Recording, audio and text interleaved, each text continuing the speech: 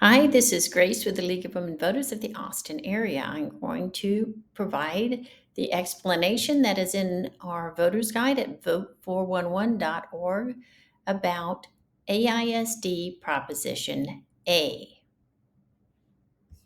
Bond elections are used for building new schools and making capital improvements for existing schools. Voter approved tax rate elections are special elections that ask voters to approve a tax increase to raise money to support day to day school operations and maintenance. Voter approved tax rate elections do not add to a district's debt. Elderly and disabled voters who have an over 65 homestead exemption are not affected by the tax increase. Texas ranks 42nd in the nation in per student spending. No additional funding to keep up with inflation was approved by the last legislature, and new unfunded mandates from the state were added to the district's expenses. The situation is grave.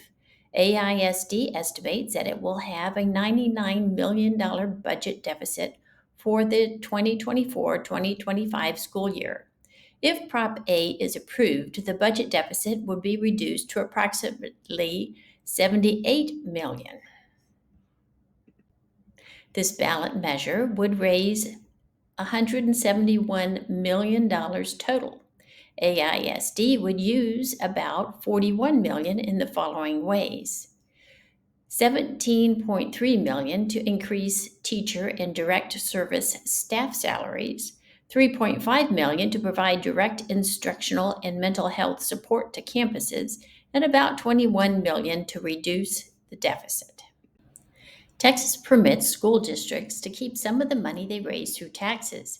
However, some of the money raised by wealthier districts goes to the state to allocate among poorer school districts. This is a complex funding formula and is called recapture.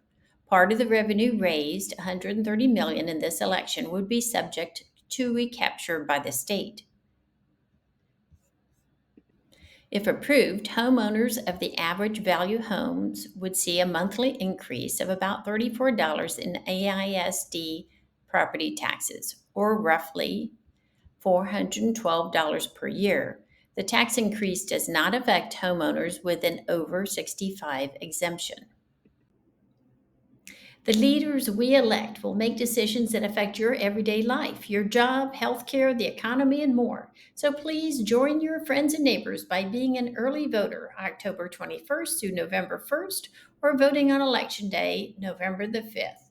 Go to lwvaustin.org or vote411.org to compare candidates.